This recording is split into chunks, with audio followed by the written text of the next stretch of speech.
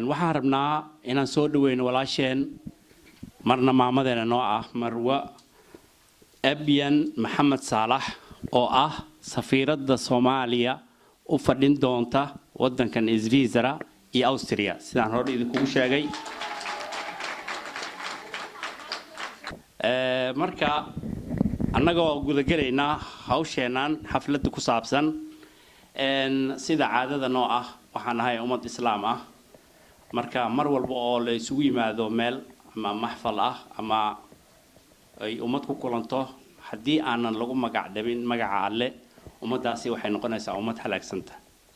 marka waxaan rabnaa inaan ku furno aayadaha quraanka marka waxaan rabaa inaan u yeero walaalkeen noo akhrin doona aayadaha quraanka Sheikh Samadon بسم الله الرحمن الرحيم والعصر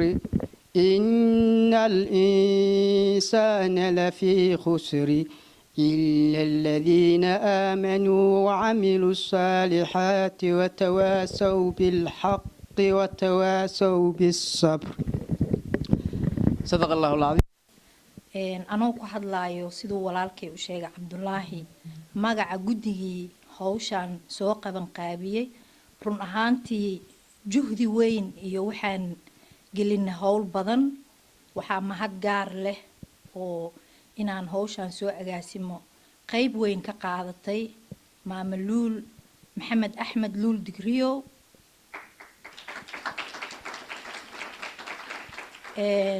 habaryartay Xaliimo Culusow iyo wiilashii garabka nagu siiyay inta ka sukow waxa mahad gaar u celinaya dhammaan shacabka Soomaaliyeed ee ku nool gobolkan Geneva ee ayagana hadaysan ahaan lahayn xafladan caawa aysan suuro gasheen maxaa yeelay ayaga magacooda iyo maxaan ku iraahdaa garab istaagooda ayaan caawa suuro gelisay inaan isu nimaano soo dhaweyno si sharaf iyo macnaha kalgacal iyo walaaltinimo ay ku jirto inaan halkan caaw ku soo dhaweyno safiiradeena loo soo magacaabay dalkan Switzerland iyo Austria isla markaana u fadhida qaramada midoobay Marwo Abyan Maxamed Saalax waxaan leeyahay safiirad soo dhawow waxaad u timid dalkaagii macnaha ii sheeg labaad oo maxaa yeelay safaaradda annaga waxay noo matalaysaa dawladeena Soomaaliya marka waxaan leenahay soo dhawow gacmo furan ku soo dhawow dadkii reer Switzerland intaan kuma soo koobi karna laakiin inaan ku xusno oo aad noo timaaday waxaan ku leenahay gacmo furan ku soo dhawow soo dhawow mar kale soo dhawaada wiilkan maxaa la yiraahdaa in Cabdi Muuse waswaabas naqanaho walaalkeen wiilkan waa wiilkeenni nala jooga hore noola joogay maxaa la yiraahdaa wiilkan kaloonan anigu hadda jaanis u helaynan barto iyo safiirada oo mar kale soo maxaa la yiraahdaa gacmo furan Soomaaliya maxaa la yiraahdaa aad maaragtay u timiday inkastoo wadan ajnabi ah oo maaragtay adiga lagu soo magacaabay ay tahay haddana maxaa la yiraahdaa Soomaali badan aad joogta oo maxaa la yiraahdaa aad la kulmi doontaa arki doontaan insha Allah saan ognahayba maxaa la yiraahdaa waa wadamadan reer galbeedka iyo guud ahaan maxaa la yiraahdaa wadamada aan dhahno Occidentka waxa Soomaali badan aad joogta oo timiday oo ku soo qaxday qaxan maxaa la yiraahdaa waliba ka hor dad badan soo galeen Soomaalida halkan timiday oo maxaa la yiraahdaa haba la soo kala horeeyay maxaa la yiraahdaa waa degnay waa la degay dadkii yimiday dad kale abuureen oo maxaa la yiraahdaa caruuray dhaleen maxaa la yiraahdaa hadda waxaan dhihi karnaa tiradii timiday maanta waa 3 jibaaran tahay ama waa 4 jibaaran tahay macna dad maxaa la yiraahdaa caruur ayaa dhulkan ku dhalatay oo qaarkood maanta dhowr 20 jir yihiin waxaan leeyahay marka caruurtaas wadamadan reer galbeedka siiba haddii aan lala qaybsan oo dawladda Soomaaliya aysan abuurin barnaamij ay kula qaybsanayso wadamadan caruurtan ay ku dhasheen sharciyada ka qaateen aynan badankood wadankoodii aynan aqoonin haddii dowladda Soomaaliya aysan abuurin maxaa la yiraahdaa hay-ad iyo department u gaara oo maxaa la yiraahdaa dadka dibadda ku maqan ay leeyihiin ka shaqeysa dhalinyaradaas dadkaas maxaa la yiraahdaa dhulkan ku dhashay in Soomaalinimadoodiina maxaa la yiraahdaa la soo celiyo maxaa la yiraahdaa nidaam iyo shuruuc iyo wax uu maaragta loo sameeyo ay ku aqoonsadaan inay originkoodu halkaas uu yahay jaanisyo badanna ay ku leeyihiin xiriiro iyo wax maxaa la yiraahdaa waxna loo sameeyo arrintaas waxaan u qabaa anigu inay muhiim tahay oo loo baahan yahay waxaan ku dhahayna insha Allah hadduu Ilaahay yiraahdo waqtiga nala joogtid inuu Ilaahay maaragtay arrimahaadii howlahaada uu ku guuleeyo guulo waaweyn maaragtay aad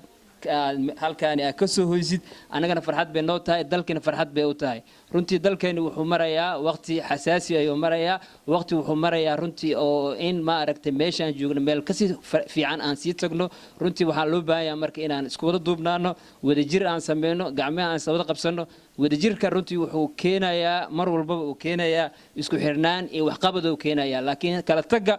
mar walba wuxuu keenayaa tafaraaruq iyo wax qabad la'aan ayuu keenayaa waxaan ballan qaadaynaa marka dhammaanteen diyaar mu nahay caawa inaan safiirada si toos ah aan wada shaqeyno si niyad samee diyaar mu nahay dhammaan naga tahay aan wada shaqeyno insha Allah hadduu Ilaahay yiraahdo safiiradana waxaan ka codsanaynaa tilaabooyin cadcad oo runtii looga baran safiiradayaasha kale adduunka joogo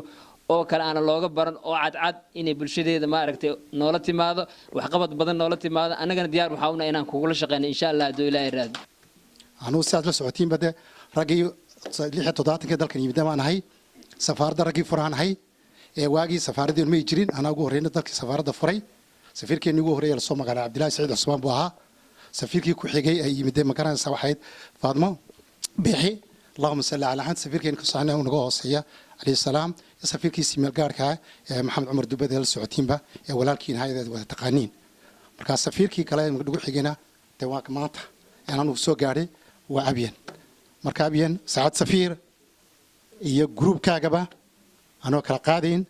كجروب مكان سفارة باتين هو الدبلوماتا وحني لا جمع فرد قلب وناقص كسر هذا وآدي أنا دون وجود عيننا آدي أنا وحن كل إلهي أرمينا علوس نلقبته أكود بيرايو qodobku marka waxaan jecelahay in magaranaysa in ruuhantii aniga farxad weyn bay tahay anoo magaranaysa dalka maanta fasax ku yimiday inaan magaranaysa xafladan wanaagsan ee quruxda badan la kulmay oo ruuhantii aan maanta isleeyahay dadkeenii runtii aan reer Switzerland ee khaasan dalkeena aan ka tirsan gobolkayga Geneva inaan rankii dadkii runtii soo bislaanayaan waxaan si sharaf leh aan ugu soo dhaweynayaa caawa halkan safiiradeena Abyan محمد صالح iyo tiimkeeda ku soo dhawaada Switzerland anigoo magacayga ah Yaxya Daalib Axmed sidoo walaalkay hore u sheegay ahna aasaasaha hay'adda Help Somali ee ka furan gobolka Bern sida la socotaan gobolka Bern ma laha jaaliyad laakiin hay'adan ayaa waxa u shaqeyso sida afjarmalka lagu yiraahdo Helpswerk ama hay'ad gargaar ah sidoo kalena qayb waxaan ka furnay oo ah maxay dhahaan qaybta soo dhaweynta Soomaalida cusub وزيرو waxaa laga yaabaa dawladda marka la kulanto inay ku tiraahdo sida wasiiradii safiiradii hore ay ku yiraahdeen dadka Soomaalida isku ma xirno qaarkood wax ma ayna qabtaan anigu arintaas ma aaminsani waxaan rabaa halkan inaan ka qeexo hay'adeena waxyaabaha ay qabatay waxa kamid ah waa hay'adda kaliya ay furo qof ajnabi ah wadankan soo degay oo gobolkii ama magaaladana shahaado sharaf ay siisay sidoo kalena migration-ka weyn waxaa ku jiro 63 program ay dawladdan Swiss ay ku aragtay si transparency in loogu shaqeeyo lacag la'aan loogu shaqeeyo oo dadkii wadanka soo galayna lagu caawiyo marka taasna waxay ku dhigan tahay Soomaali hadaan nahay dadka ugu horeeyay ee garab qabto iyadoo dawladdan Swiss ay si gacan ayna ka siinin aad iyo aad marka la kugu soo dhaweynayna waxaan jeclaan lahayn insha Allah anagana inaan insha Allah markeena beerna ama marka aan kugu soo dhaweyno calanyo buluug ee cirka baaxad leh iyo badweyn lagu tilmaamay bartankana ay kaga taal xidig lagu bayaanshay shantii cadawga boobiye bulshadii la kala dhacay haddii aad basaastay oo adi board kugu dhacay dadkaagiina beelbeel ay u kala boqoleen kaligaa habooyini bulshadii dadkaagii beerihii xoolihii bahalkii ugaadhii badahii dhulkeeni kulli baylah weeyo wala burulaqaystaa intaa calankan ku odhanayaa in yaroo kalena dadkeennan ku odhanayaa sharafta badan iyo wuxuu dadkaygo waa idinka dadkaygo qabiil waa duleedaaye oo naca ka dalaca mar uunoo baldaya dunida ayn joogno war waa dibudhac iyo jaahilnimo darinay seexdaan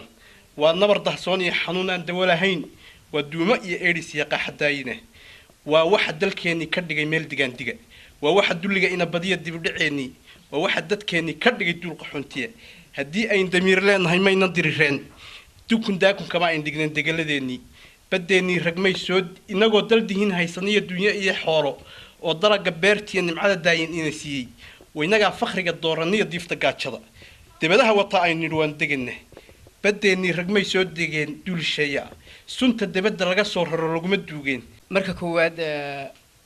dardaaran umbaan anugu kugu dari lahaa waa xilkuna waa kii diinteennanu inoo sheegtay oo wax walbaa diiday bini aadamka qaatay culayskaasuu leeyahay adigana ilaahay ha kula garab galo ha kula fududeeyo hana kuu fududeeyo badi waxaan anigu ku yar fiicanahay baan u malaynayaa dhinaca dhaqanka afka suugaanta sooyaalka qarniyo badan dib markaan u noqdo baan la noolahay anigu baan maroon idhaahdaa dadka lama nooldi waa ka dambaysaa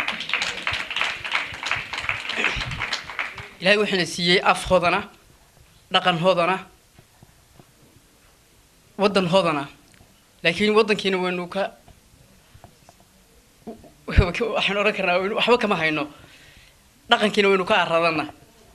afkiina waxba kama hayno ilaahay wuxuuna siiyey dhul ciidiisa iyo cimiladiisa iyo quruxdiisa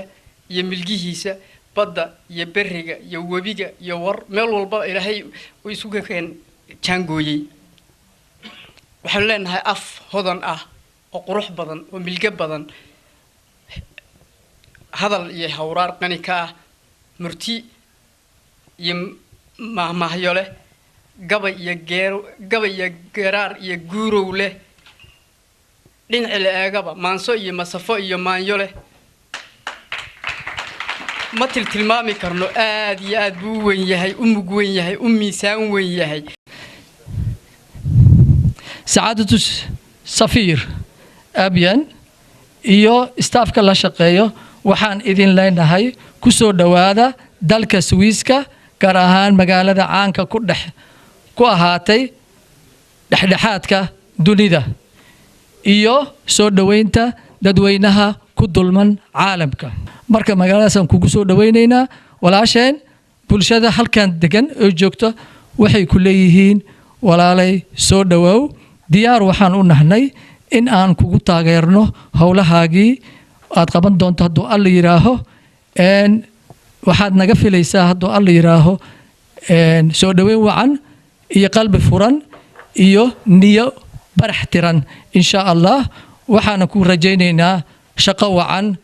ad allaan kaaga baryaynaa hadduu alla yiraaho allah kuu fududeeyo shaqo adag weeye laakiinse insha allah annagana waa ku garab taaganna safiiradda iyo tiimkeeda oo runtii aan mahadinay hadda inta aanan xafladda u samayn anu waxaan u malaynaa laba fursadood aan ka faa'iidaystay oo la'aantood aan noo qabsoomi lahayn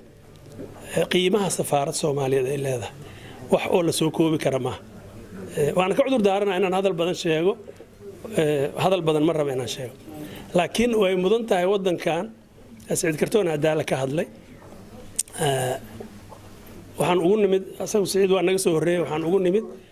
ayadoo waxba aan jirin laakiin safaaraddu magaceeda ay jirto oo safiirkeeni dhinta Allah u naxariisto safiir Dubad oo shaqo qabanayo mushaar uu sajirin kirada wuxuu isaga bixiyay sajirin dadka uu ku tashanay anaga qaxootiga anaga lafteena biil yarna la siin jiray runtii waxba la soo maray waa laga yimid qor isku dhiib waa staafeet waxaa noo yimid ka dambo ninka la yiraahdo Yuusuf Allah u naxariistay asagan walaalkeen bari oo asagana guri marka la dhiso waxaan waa usr hoos laga soo dhisaa ma qofba meel ay geysaa Dubad Allah u naxariistay meel buu geeyay runtii Yuusuf waxaa moodaa runtii kor u qaaday meel fiican ayaa ilaahay ku oofsaday allah u naxariistaan lahayn intaa dabadeed waxaa noo timid Faadimo Insaaniya ood wada garanaysaan dee guri 2 dabaq ay nooga tagtay 10 dabaq waxaan ka sugaynaa safiiraddeena Abyan haddii alla yiraahdo iyo tiimkeeda wanaagsan marka waxaan leenahay haddaan anoo ku hadlaayo magaca guud Soomaaliyeed ama Switzerland ama Austria waayo Austria lafteeda annaga ku hadlayna annaga ka joognaa cidna kaama maqna runtii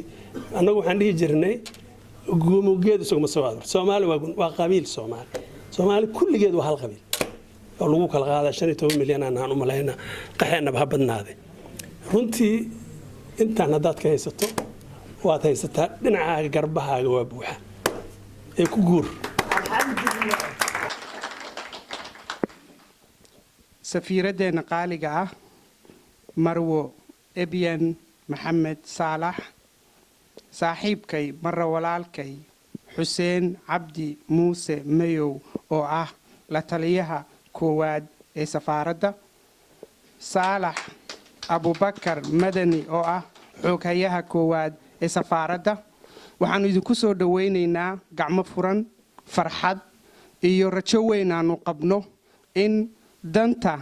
Soomaaliya ay ka leedahay wadankan iyo wadanka Austria iyo hay-adaha qaramada midoobay inaad si buuxa uga shaqaynaysiin kalsooni buuxana waanu idinku qabnaa waanu aragnay intii yarayda aad joogteen kartidiina iyo aqoontiina marka runtii soo dhawaada sharaf bay noo tahay waxaan rabaa halkan inaan uga cudur daaro gabadh aad u qiimo badan oo qaali ah oo Leyla Qanyare la yiraahdo oo degan gobolka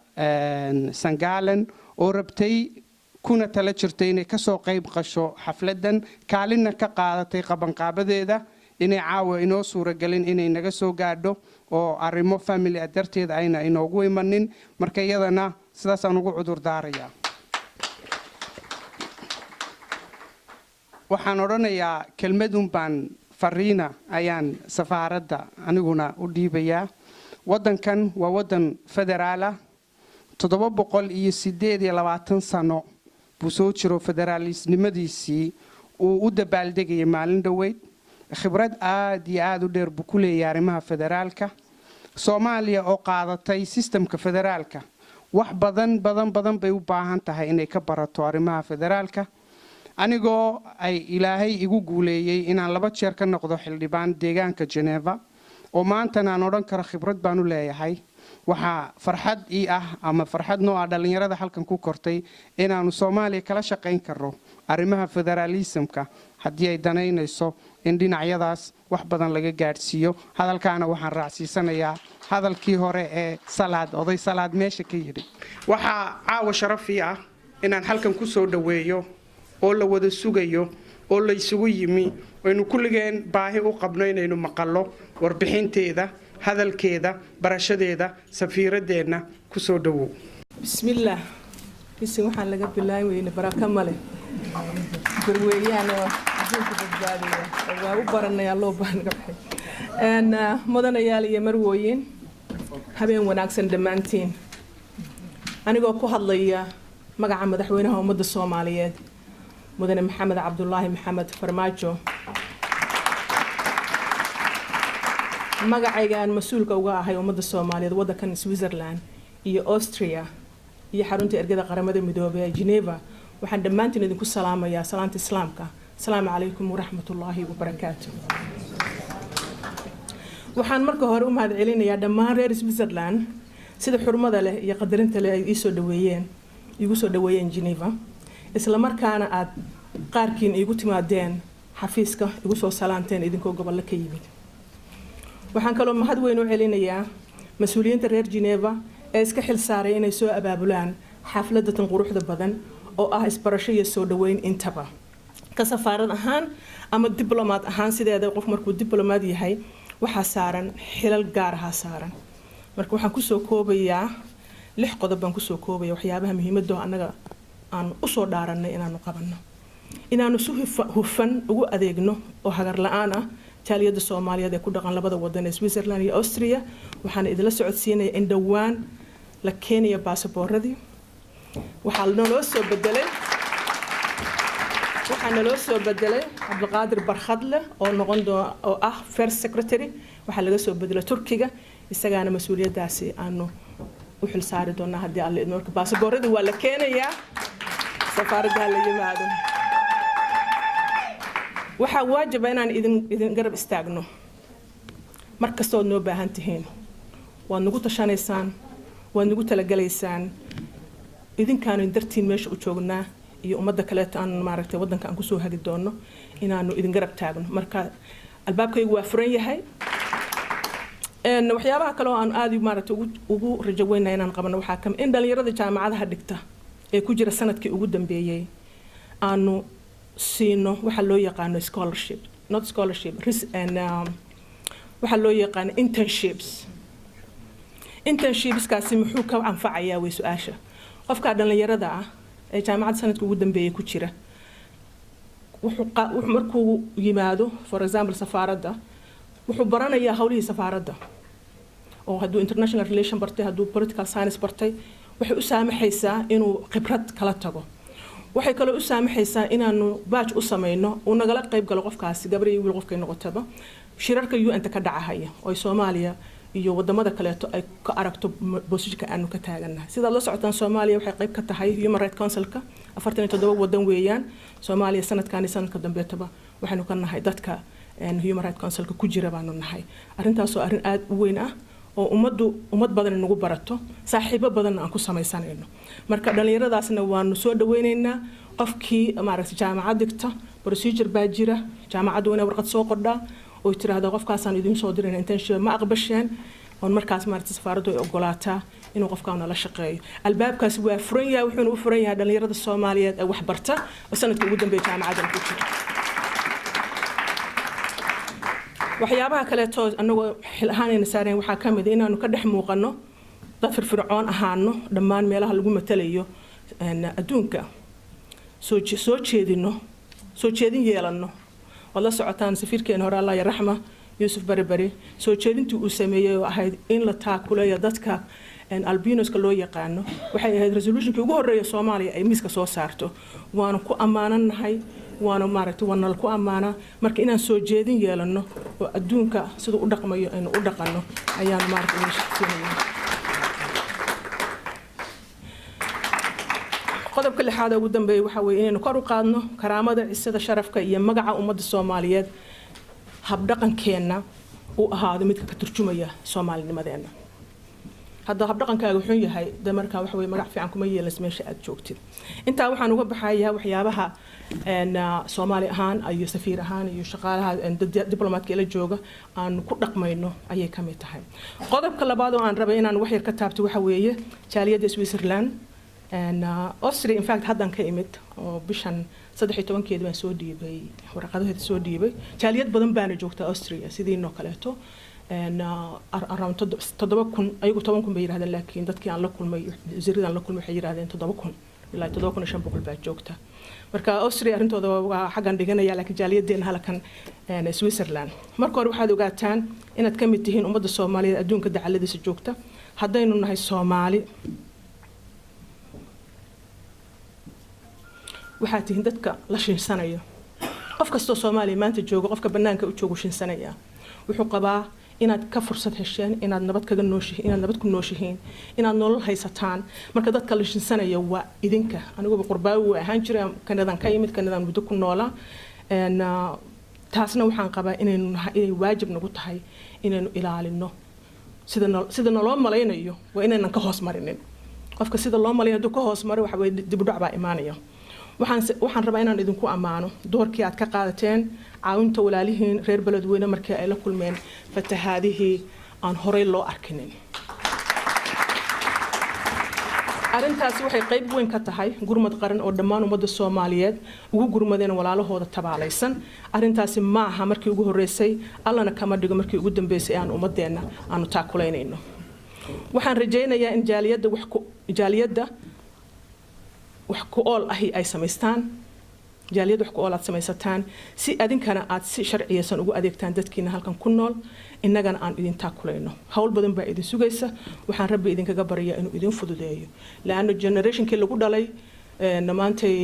da'da inuu wadanahay inteena badan dhalinyarada marka laga saaro caruuraha iyagii already waa dhowr iyo 20 jiro qaar hadii 30 aysan gaarinba marka dadka halkan jooga waxa loo baahan yahay in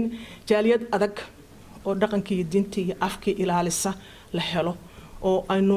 dadkeena waaweyn aan marjac u noqono dadka dhalinyarada wadankan ku dhashayna ay hogaamiyaan waayo iyaga luqadii iyo culture-kii kale tan yaqaan marka hawl badan baa taala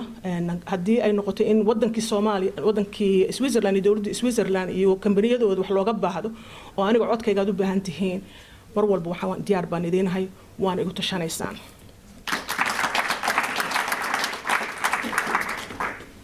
qodobka ugu dambeeya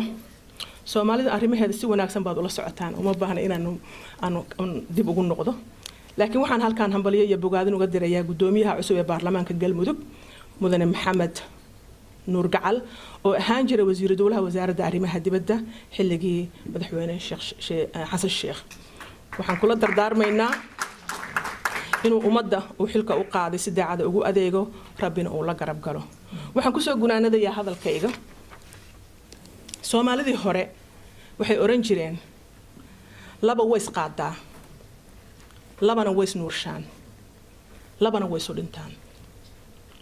ma u maleynay inaad maqasheen baan u maleeyay sida ii fiirsay laakiin aniga oday waxa ay dhalay Allah yarxamo 100 sano jira 100 jir ku dhintay baa dhalay marka wax waxaabihii aan ka reebtay bay kamid tahay marka laba ways qaadaa oo hadii gacan ka jabto mar walba gacanta kale ayaa caawinto kor u haysa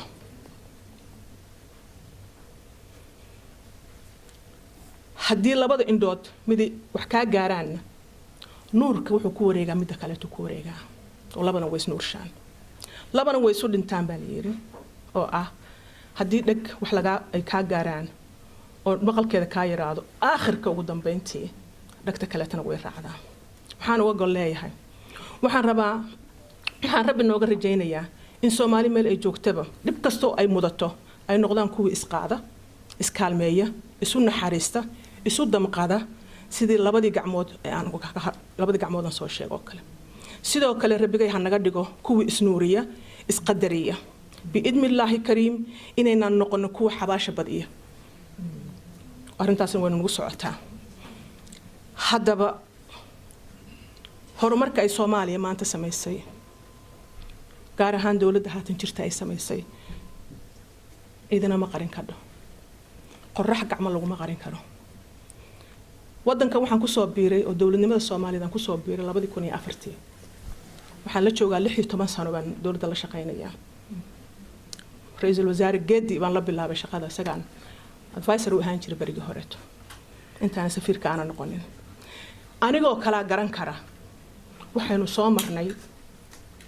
processkaan soo marnay iyo maanta meesha aanu joogno hal tusaale idin sheegaya markii la magacaabay habeen baa xaflad waxaan loogu sameeyay madaxtooyada agteeda meel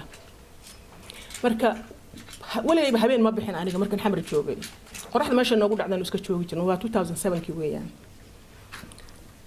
xafladii markan loo sameeyay oo nalku soo dhaweeyay aniga safiir kaleeto baa waxa dhacday in la yiri waalid kaxayna hotelkiina la geeynayaa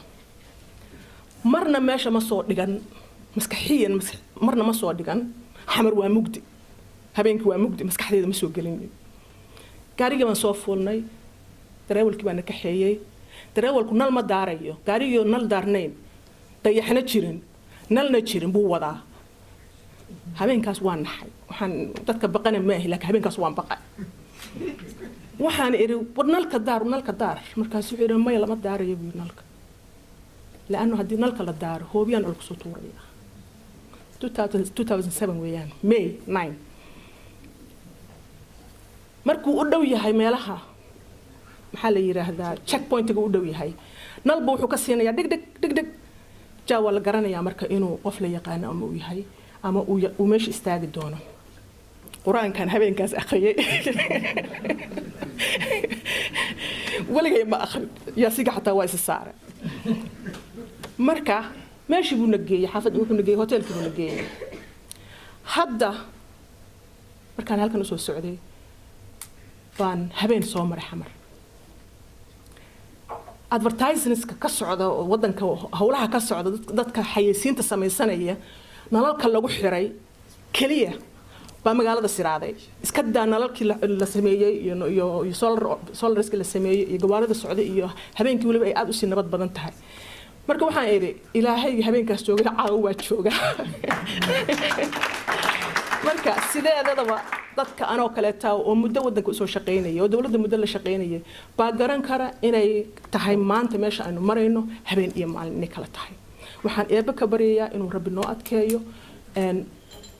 nabadana iyo horumarkana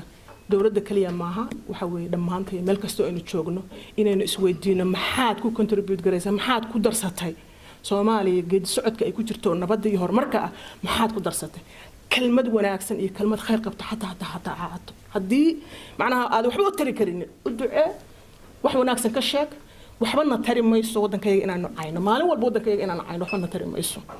مركب وحن كسو جبين إياه إلهي سبحانه وتعالى إنه نافض ده لما أنت الملك استوى نشوفنا عمري عاف ما ده النسية إننا نكو أرجنا ودن كي وما أنت تلمد أهمش إنه شوفنا ودن ما ده إنه شوفنا noona fududeeyo intaa ka badan waxa weeye nama qaadi karno culays intaa ka badan ma qaadi karno